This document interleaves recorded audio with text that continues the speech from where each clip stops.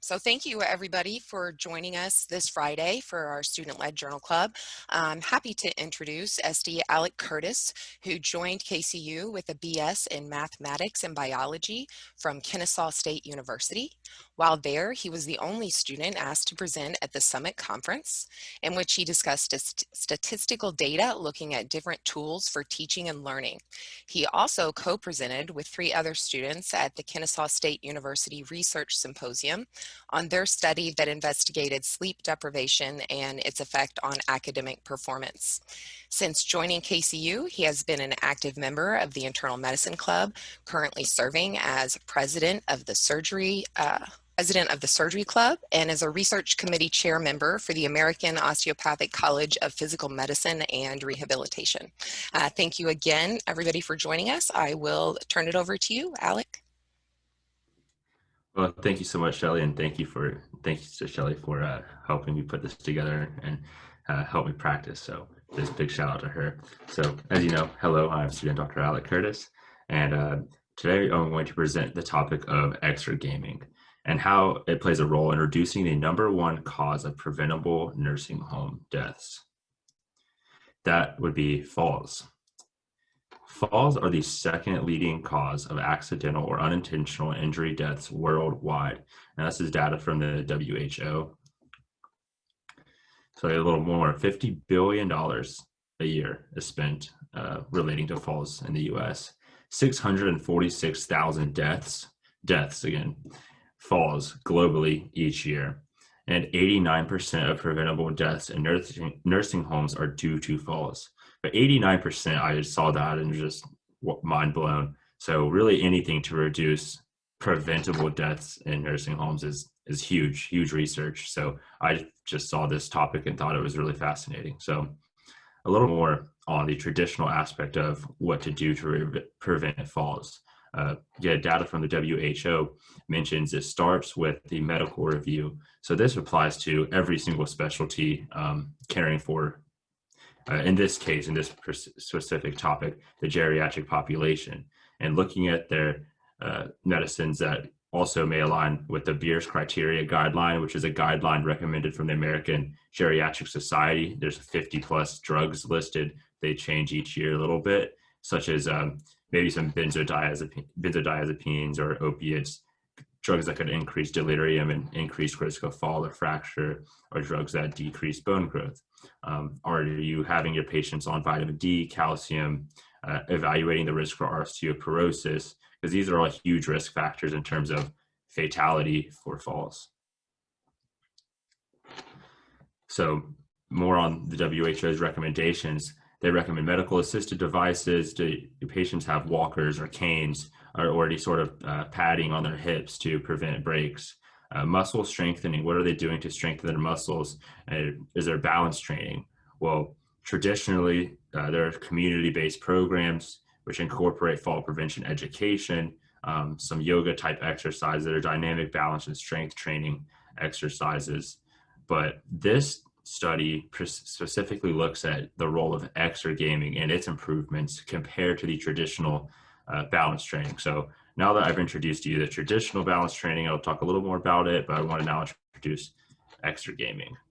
And exergaming, new word for me, it's talking about exercising using video games to supplement that. So in this case, they use the Wii Fit board to gamify exercising, exactly how it sounds. And I just want to point out here, this is a Wii Fit board. That's what it looks like if you've never seen one before or used one. So here's a screenshot of the actual article. Just want to show it's in a journal here with Physical Medicine and Rehabilitation. And it's talking about the effectiveness of exergaming training, reducing risk of incidents of falls in frail older adults with a history of falls. So there I kind of explained the purpose of the study. And I want to highlight the fact that it's investigating the incidence of falls in frail elderly persons living in a nursing home community. There have been studies on exergaming prior to this one, but they were studying people with chronic stroke, multiple sclerosis, but they've also found positive results, but they've never found a study with or done a randomized controlled trial in the context of fall prevention in this elderly population. So I think it's really important population. You saw 89% preventable deaths occur from falls. So here's how they did it. 60 participants, 65 and older, were split into two groups, 30 and 30, all in a nursing home, and they excluded anyone with other factors that can contribute to falls other than simply unstable balance and maybe decreased strength. So uncontrolled cardiovascular disease, Parkinsonism, seizure history, anything of those that kind. They graded them as a 2 or 3 using the functional ambulatory category. I didn't know what that was prior to the study. So here's a little preview, as we haven't learned this yet in med school. It's out of these 6 total characterizations, 2 and 3 I've highlighted here. Intermittent support, I think, is more like this picture with someone just standing by, providing that physical support when needed. And then a grade 3 is verbal standby help without any sort of physical contact. So that's, think of maybe your grandparents or other elderly person you may know that have bad balance, and just that intermittent support is the level that we are looking at here. So it started, it was a 6-week period, 3 days a week, 1-hour sessions accompanied by a rehab assistant. This is how the conventional training group went. It's lower limb strengthening, stepping exercises, so stepping up onto a surface and stepping back down, sitting to standing from a chair, and half squats with 1 to 2 minute rests between sets. So all things you can visualize, may have seen before, done yourself. But exergaming, they use soccer heading, table tilt, balance bubble, and the rest is just in between games. So these games are all games with a Wii Fit board. And here's an example of those games. So here's soccer heading, and you balance and shift your weight between on the board to head soccer balls, but then sometimes there's also cleats that are thrown at you, and there's that dynamic and real-time aspect where you have to manipulate your body weight and perform different tasks. So the same with the table tilt game, and then the balance bubble game as well. But what's also neat about these games, like the table tilt game, I know specifically because I've played it myself, is the levels get progressively harder, and this star system of rewarding. So players can actually really work towards improvement by completing more difficult levels, which I think is definitely unique to the extra gaming experience. So how they actually measured and assessed the participants is through the physiological profile assessment, which is a standardized method looking at the contrast sensitivity, which is really visual acuity and eyesight, proprioception, and I want to highlight the 3 that are really significantly different between both conventional and exergaming, which would be quadriceps strength, simple reaction time, postural sway. And quadriceps strength, it was just a maximum isometric contraction they use here in the diagram to measure the quadriceps specifically. Reaction time, they'd have either their foot or a light, and they'd react and measure the time it takes. And then postural sway, I think, is a pretty important one, where they stand on this little foam rubber mat, and you can see this device will measure a lot of sway and a little sway.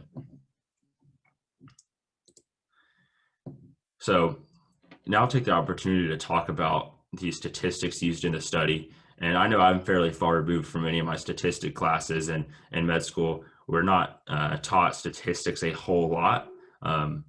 So here's just a brief introduction of what these tests actually are. So a chi-squared test would be used for the categorical data, so like fall versus no fall statistic, and it's a single number that tells you the difference between the observed counts and then the expected counts. So really, a lower number of the chi-squared mean means that there's a high correlation between the 2 data sets. The z-score used is a score of converting raw data to a standard score. So it's about this, relates to the standard deviations away from the mean. And that mean is the population mean, and it's population standard deviation, when compared to the t-score, where it's actually the sample mean and the sample standard deviation. And lastly, we have the independent t-test and the paired t-test. The independent one is just comparing means between the 2 groups in the study, while the paired t-test compares the means within the groups of the study. So that you'll see this on the data. My next slide is the pre and post test data. The negative binomial regression model basically is just looking retroactively at the data of the falls and comparing the two. The alpha level is extremely important, and you've likely seen this before. It is a number that indicates that there's a 5% chance that you're going to reject the null hypothesis when it shouldn't be rejected. So there's a 5% chance that the data is not actually significant. And I wanted to mention that it's ethically sound to pick this first, rather than get your data and then say, hey, look, it's significant because of the alpha level we picked here. But typically in medicine and research, it's going to be at 0.05. So I apologize if I bore you with statistics. I just know whenever I read a paper and see a bunch of statistics thrown out, I'm like, I don't know what I'm looking at. So I just want to provide the opportunity to mention a few basic statistics. So the results. So first I'll mention what's not significant, and that's the difference between parameters of the group. So there's no difference in number of falls beforehand, before the study, age, sex, height, BMI, and such. There's also no significant difference between pre-test physiological profile assessments. And there was a significant difference of PPA within the groups before and after, meaning some people responded to the training differently and not everyone improved as much. What is significant is the difference between the post-test PPA Z-scores between the two groups. So let's take a quick look at the data here and compare WeFit and conventional. So I've highlighted what's really statistically significant. And as you can see, the quadriceps strength here of the p-value is 0.001, meaning they've really beat the 0.005. So this is very significant. The WeFit balance training, which kind of took me by surprise because you're not doing a ton of weights. I, go to the gym and lift weights, but in this case, it's much more improvement is seen on the WeFit balance board compared to the conventional training. We also see that here with the reaction time as well, and you can look at the actual numbers as well. But some of these numbers are hard to understand without context. But postural sway, also a very important one, still statistically significant. And you can see the numbers here, they actually got a little bit worse on the average, still within standard deviations though, between pre and post-test conventional groups. So really no improvement. But here we have significant improvement. So I think that's really important that it improved postural sway while conventional did not at all. And then the most high yield data or surprising data for me was looking at the conventional balance training group number of falls pre and post test. So here we have 2.2 pre-test, 1.5 post-test. Okay, good. We have some improvement. Balance training is real. It works. But then you look at the WeFit balance training group and you have 2.5 pre-test and 0.5 post-test. So that I think is very important data showing that it significantly decreases the amount of falls. And I forgot to mention this number of falls in the period is over a 1 year period post-study. So that's an important factor I need to say. So this is how many falls they had in a 1 year period. So as I've kind of described, it improved the reaction time, quadriceps strength, and the body sway significantly, while body sway did not improve in the conventional training group. So this study, one of the first randomized controlled trials using the WeFit balance board in this population, found it reduces falls by 69% compared with conventional training. In terms of fall risk, WeFit balance training has 35% improvement in fall risk Z-score, while only 11% in the conventional balance training group. So again, the data shows that the WeFit balance training significantly improves chance of not falling. So to discuss here, shifting the body weight quickly and timely is really important in the WeFit balance training, and exergaming providing the real-time performance feedback, such as, like I said, dodging the soccer ball or hitting the soccer ball, dodging the cleat sort of thing. Conventional training lacks that aspect of the real-time feedback and adaptations in my mind. I like the dynamic stimulus and also the way you can level up and progressively make the games harder. And then not mentioned in the paper was the mental stimulation. I think playing video games myself is a lot more fun. I've grown up playing games. You guys may have even played WeFit on Wii Fit boards growing up. I know I did myself. And then the social interaction aspect, I know these times must be extraordinarily hard for people in nursing homes. I think this would be amazing if you could do this and one day maybe even do like online gaming through extra gaming. I think there's a lot of potential there for the mental and social aspect and mental health, which again was not in the study, but I think that's something that could be looked at. I must also just mention the limitations, the difficulty of the games. Some could be too difficult for people or too easy. The games only lasted a few minutes, so they're not really directly set up for this style of extra gaming. The time of rest was also not recorded between the games, whereas conventional was that 1 to 2 minutes timed. So it's maybe how much are they really doing? Maybe more. Also, you may not be able to generalize this study to older people living outside of nursing homes.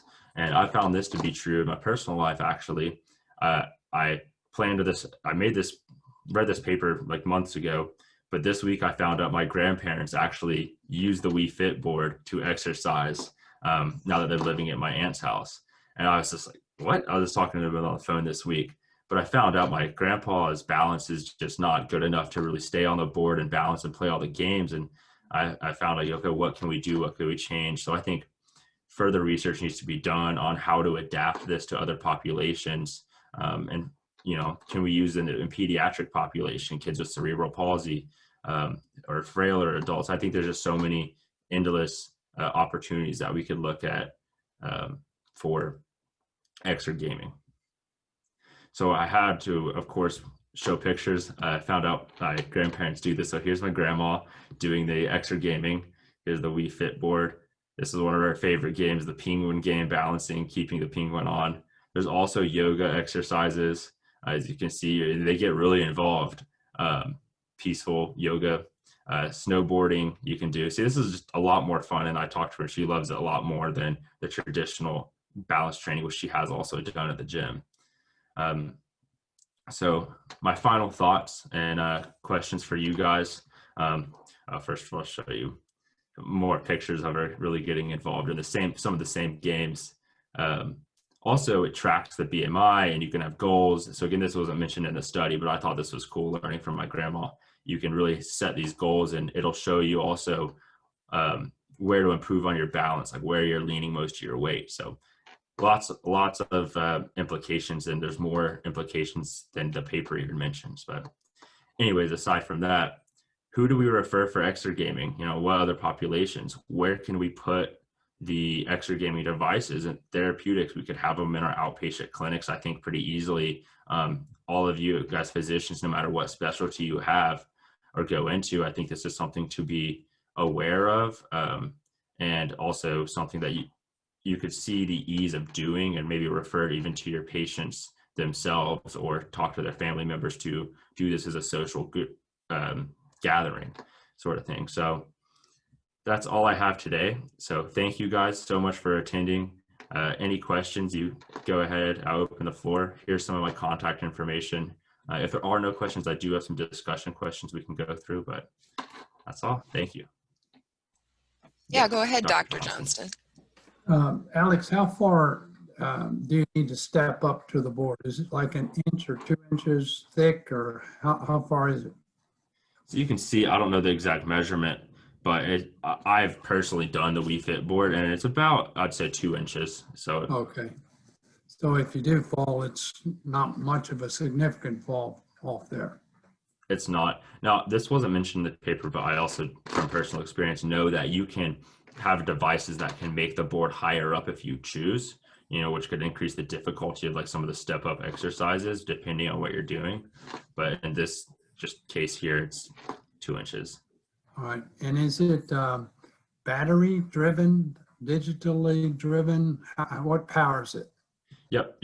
I can't remember the exact batteries, but it's something like AA batteries. You just toss them in and you connect it to a Nintendo Wii.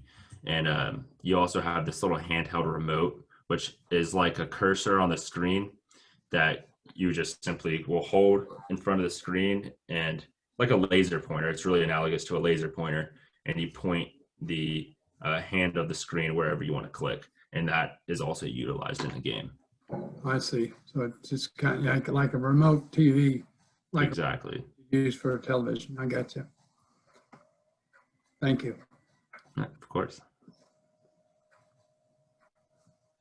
Any other questions or comments, discussion, driving thoughts on this?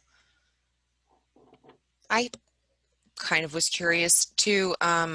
I know that obviously you looked at this for the nursing home population or assisted living population, but you had mentioned, at least you and I had talked about some of the other uses that you saw specifically Right. for like MS. Is again the same kind of use, balance and coordination, the same kind of games going to be utilized no matter what the sort of ailment would be, I guess, is the question. So I only read this paper, but I saw in the paper referencing the other papers of chronic stroke and MS, it was utilized as extra gaming. I'm not sure if they use the exact same games or devices, but I know this paper did mention that one of the limitations of the study was the length of the games and such, because the games aren't specifically addressing these populations that they used. So I think the only thing available right now is um, a game that's really meant for anyone, including kids, and they're just applying it to whatever population they have at hand. I think that they could adapt it in many ways, but as of right now, I think it's just one game. You know, I think that's really interesting because a lot of times when I'm speaking with a lot of the interviewees and the incoming students, you know, they'll begin brainstorming, right? How is technology going to get better for things like Mm-hmm. telehealth? And so I really encourage those discussions because even now, to me, this is an opening for the medical field. We have people that are coming in with engineering degrees, people that are coming in with data science backgrounds. And so to think that building a video game to be used in a medical setting that's more, you know, actually designed for that setting and for the therapy, I think is a niche for medical science in general that hasn't necessarily been tapped into based on what I'm just now kind of learning about this. So thanks, Alec, for bringing it forward. I definitely would encourage any sort of you know, mental stimulation and thoughts that come out of this for what future physicians can do for their patients. Yeah, this has definitely stimulated my mind as far as implications with improving it, business implications. As you can see on the screen now, it has BMI history.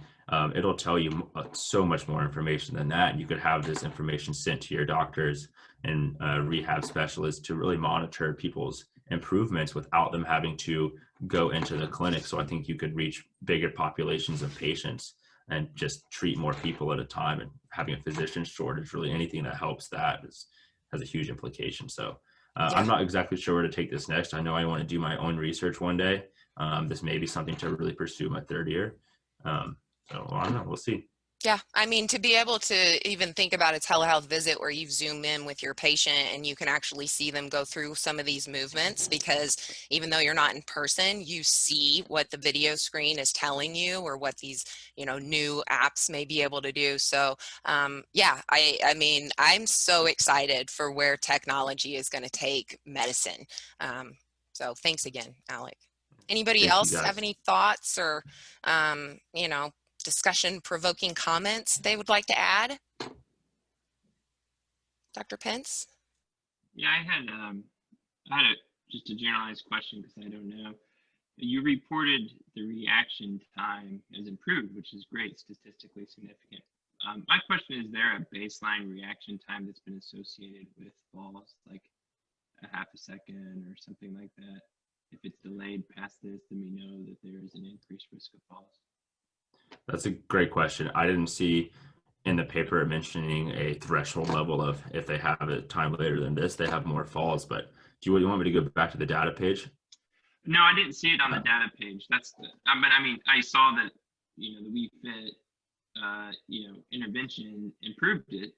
I mean, but both it's did. trying to see the correlation between the reaction time and fall risk. I would think that the reaction time would be even faster in a video game, and it was. It improved significantly because you're doing more than just generalized movements. You're reacting to your movements through the game. But I was just curious, not that it like needs to be hashed out. I was just curious in your research if you saw that.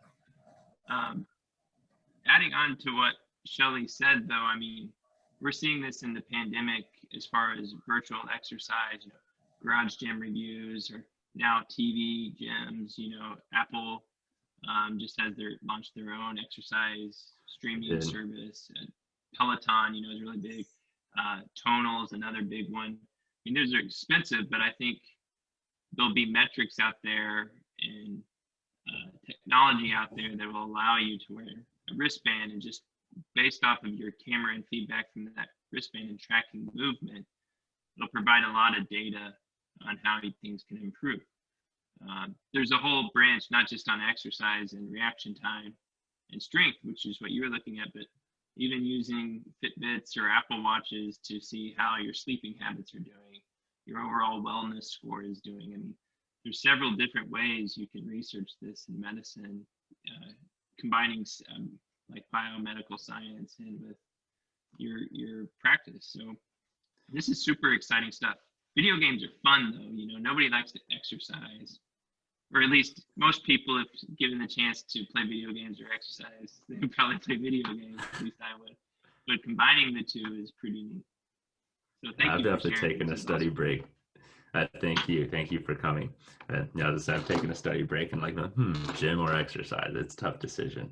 But yeah, medical technology is so cool. My grandpa has AFib and his Apple Watch will tell him, and he just got a procedure done, and he's like, oh, my watch just keeps telling me I have it. So he's going to go back and get it again because his watch is able to tell him that. So his doctor will look at the data and ECG information from that, and it's really coming together. And I think we have a long future ahead of us for adapting to the technology in medicine. Again, I thank you guys. If you guys have any constructive criticism too, and I think KCU is so amazing for offering us this opportunity to practice. I saw from my rotation site that it's required of students to participate in journal clubs. So I was like, well, I'm so glad I'm just, practicing this now and also sharing this cool data. But if you guys have any constructive criticism too, I'll take it on how to do better next time. I don't have any criticism. I've just got a couple other comments and one question. I'll start with a question first. Since these are practical in settings of nursing home or rehab units, et cetera, the cost of to set it up, I have no idea. How much do they cost? That's a great, I don't remember. Gosh, we's are so old now. Guessing off the top of my head for everything, at the very most, I would say $300. Now, correct me if I'm wrong because I haven't bought a Wii in a while, but like for the Wii Fit board and the Wii, I would guess around $300. Okay, so that's really cheap considering. Yeah, Karsten, you might know. Benefits you can yield. There's one, David said, found one on Amazon for $137. Oh, wow. So yeah. Amazing. I was just going to say, like, I know with most insurance plans, like they will pay for a gym membership. I know a lot of people don't realize that about your insurance plan, but some will pay for like gym memberships as like preventive health. So it's like if you were able to like reproduce or recreate more and more of this research, and then figuring out, working with like Blue Cross Blue Shield to see if that's something that they can work into, like cost for, or if somebody got a tax deduction for buying it if they're on, Medicare, Medicaid sort of thing. So it'd be something you could look into in the future. That's a great point, Karsten. I think that, just what comes to mind with me is if your doctor were to prescribe it and you had that written, exergaming specifically, I wonder if your HSA or FSA wouldn't cover it. That's would at least be a way that, some people with insurance, the insurance may not cover it, but it may get you kind of that tax-free part because your FSA or HSA is kicking in. But I mean, you bring up a good point in medical education, Karsten, and that is that we have to think about what the cost is for the patients in the long run and what the insurance companies are forcing them to pay. Does it cost more to go to physical therapy twice a week versus getting an exergaming board and doing it at home? So I think that goes back to the points that Alex said, getting to know your patient, their background, what they can afford, and what, they're capable of doing. and that Beers criteria too, you know, just having that background information up front on what they're even, you know, capable to do. So lots of good information. Dr. Johnston, did you have any other thoughts? No, I just wanted to wonder if Alex had run across, you know, I can see the advantage of it in terms of balance. And as we age, you know, I don't think it's as hard to, I think the biggest complaint, I guess, in losing your balance is, as long as you know you're going forward, you can do it okay.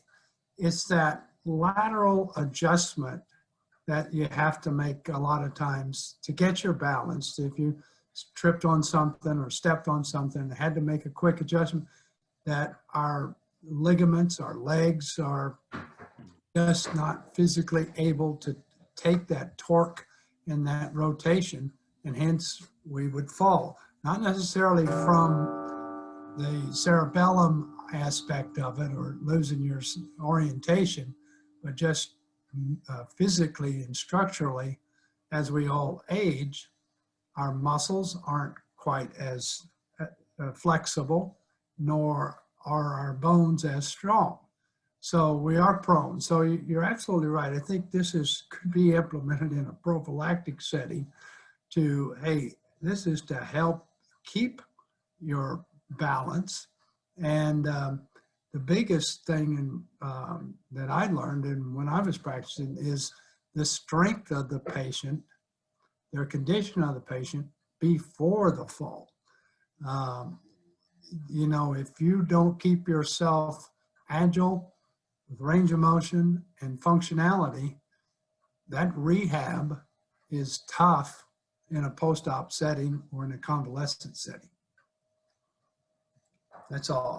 I don't have any criticism, Alex, of your presentation. I appreciate it. You explained it well. I thought you had good control and command of your slides and simplicity in your explanation. I learned a lot. I appreciate it. Appreciate it and all your input so much. Thank you. Yeah, thank you, Dr. Johnston. We appreciate that. If there's no other questions or comments from anybody, I just want to thank you guys again for coming. And if you do and want to follow up, his contact information is on the Canvas page as well, and we will be posting this recording for you. Thank you again, everybody. We will have a speaker next week as well for an actual a case report. Naeem is going to, I think he's rotating here in Joplin, so he has a case report he's going to bring to us next week. So I look forward to seeing everybody then. Have a nice weekend and stay warm. Bye. Thank you all. Bye-bye. Thanks, Alec. Thanks, Alec.